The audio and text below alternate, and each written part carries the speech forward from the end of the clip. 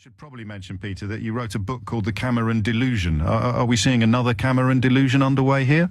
Well, in this case, it may be a delusion that Mr. Cameron has rather than a delusion that people have about him. Of course. He's just invented 70,000 supposedly moderate non-Islamist Syrians who are going to spring to our side when we start bombing Syria.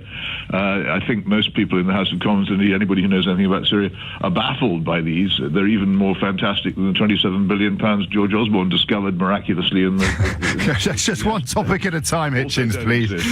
And this is a government of fantasists. They're moderate non-Islamist Syrians and billions of non-existent pounds all over the place. Is this weapons of mass destruction echoes, then? Well, I don't know. It's not even as worked out as that. That was a group of people systematically trying to persuade a country to go to war on the basis of nothing and creating supposed evidence of a threat that wasn't there. This is a person who doesn't really have a clue about why he wants to go to this war that I can see, or one that he's prepared to admit, who basically had his pride wounded when Parliament refused to authorise bombing in 2013 and is now trying again on the principle that you should never let a good crisis go to waste.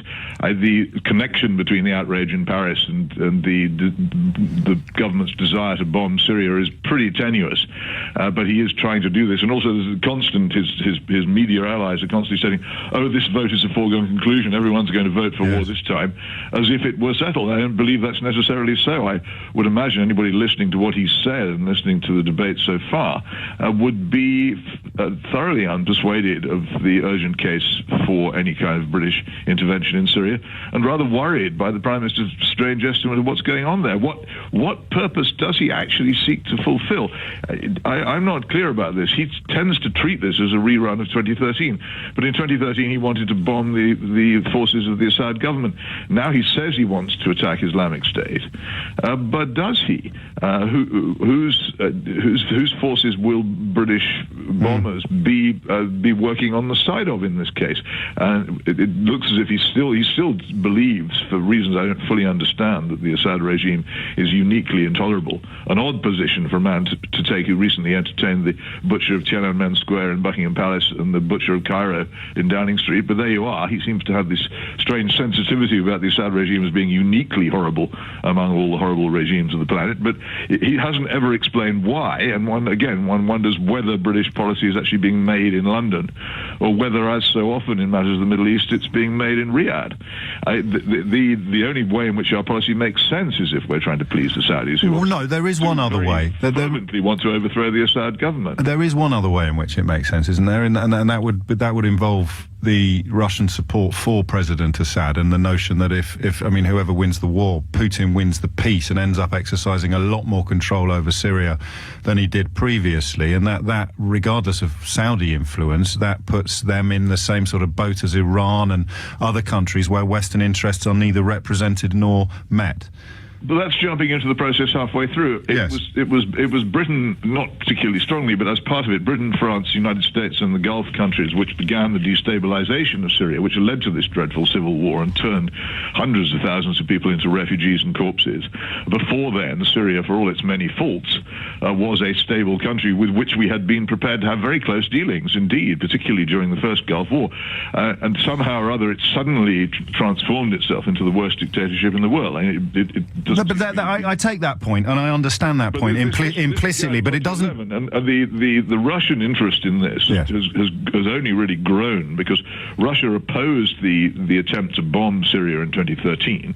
Russia's influence in Syria is not actually that great. Their love for Assad is not particularly great, and their supposed desperate desire to keep the Tartus naval base, which is basically a couple of cable drums and a capstan and a bicycle, is much overstated by neoconservative propagandist. So the real problem is that we have created a much closer link by our actions so far between Assad and Russia. Also, Russia has played this actually much more cunningly than we have.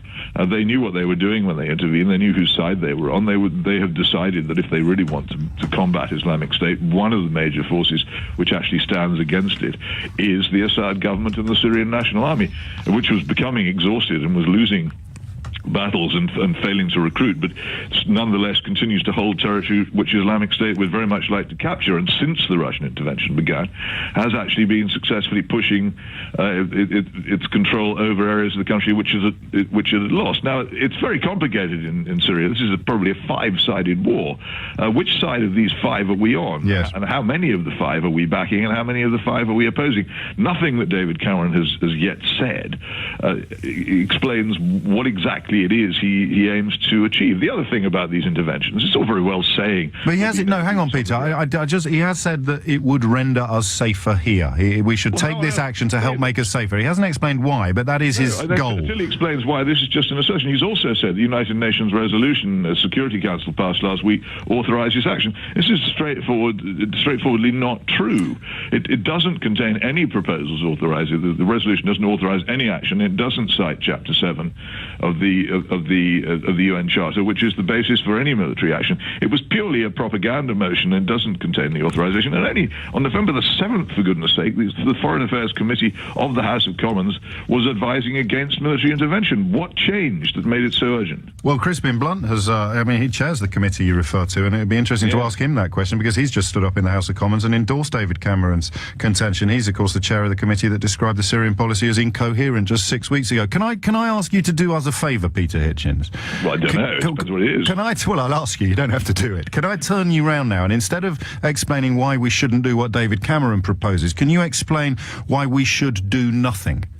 Well, I would like us to do something, but our government is so completely set against the something which I think would be the wise action that it's futile to argue for it. And if you read the excellent dispatches of that Prince of Foreign Correspondence, Patrick Coburn in The Independent, the man who understands this better, what's quite clear is that the forces which are actually resisting Islamic State on the ground most effectively are as follows: the Syrian Kurds, the Syrian National Army, the Shia militias and Hezbollah and Iran, and they are now backed, of course, by the Russian air power, which is considerable and rather greater than we thought it was until it was tested.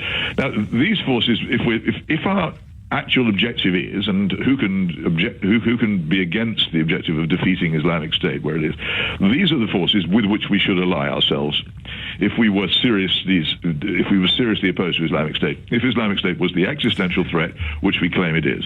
Now, remember, this is a simple and direct parallel. When we were fighting Nazi Germany, we ended up having an alliance with Joseph Stalin, who was almost as appalling and bloodstained a tyrant as Hitler, because our main objective was the defeat of the Third Reich, and the only way to achieve this was to have that alliance. If we're really so concerned about Islamic State, why won't we ally directly with the Assad government and its army, the Syrian Kurds, and the Russians and the Iranians? Because I don't think we really mean it. Now, because that's ruled out, and because Mr. Cameron's extraordinary prejudice against Assad, uniquely of all the tyrants in the world, the only one he won't do business with, because of this strange prejudice, and one thinks also of Bahrain, a country in which we recently opened a naval base, notorious for torturing and brutalizing its political opposition. Why is it that he seems to me to be much more determined to overthrow President Assad than he is to actually combat Islamic State? If he were interested in combating Islamic State, then the program which I've suggested of allying with the most effective forces against Islamic State would be the one that he would adopt, but he won't. The other thing about this thing, and it's quite simple, and one always has to remember... We are late for the news, Peter. Final point. 1969, recall that any military intervention, however limited it may be, can turn in time into something much, much bigger. A few troops were sent into Londonderry in 1969, protect the Catholic population against the B specials. That ended up a 30-year military engagement involving thousands of troops. No one ever intended it. It's incredibly easy to get into something. It's fantastically difficult to get out again. Therefore, before you go in, you should think about it. I see no signs at all that Mr. Cameron or his supporters are thinking about this.